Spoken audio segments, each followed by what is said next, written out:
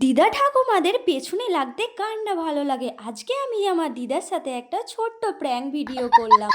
আজকে আমি বাড়িতে বানাবো দোকানের মতো ধনেপাতা আর হিংচের চপ। আমার হাতে এটা কি বলো তো, জানি অনেকেই তোমরা হয়তো এটা জানো, এটা হলো মোচা। তো এটা ছাড়াচ্ছে এটার একটা কারণ আছে, এটা তোমাদেরকে আমি ভিডিও শেষে বলছি। বেসনটা মাখানো হয়ে গেলে এর মধ্যে কড়াই বসিয়ে তেল দিয়ে তারপর এক এক করে আমি চপগুলো ভেজে নেব। চলো এখন তোমাদের সাথে কিছু কথা বলা যাক। তোমরাই আমাকে বলো তো, আমাকে শাড়ি পরলে ভালো লাগে? কমেন্ট করে জানিও তো তোমাদের কেমন ভিডিও দেখতে ভালো লাগে। আমি কি লোক দেখানোর জন্য রান্না করছি না, আমি রাতেও রান্না পারি? এরকম কোশ্চেন তোমাদের মনে থাকতেই পারে। যাদের মনে এরকম ধারণা আমাকে একবার বলে যাও তো। ধনেপাতার চপ তো অনেকেই খেয়েছো, কিন্তু হিংচের চপ কতজন খেয়েছো? এখানে চপ ভাজা কমপ্লিট। আমি এখন একটা খেয়ে বলি তোমাদের কেমন হয়েছে। আমার কথাই বিশ্বাস হবে না, আমি আমার দিদাকে খাইয়ে তো দিদাকে আমি এখানে খাইয়ে জিজ্ঞাসা করলাম কেমন হয়েছে। দিদা বললো পুরো দোকানের মতো। আর দিদাকে আমি এইভাবে একটু ভালোবেসে খাওয়ালাম। আর আমি এখানে খেয়েছো সত্যিই দোকানের মতো হয়েছে, আর এইগুলো খেতে না খুব মজাদার। চলো এখন বলি আমি দিদার সাথে কি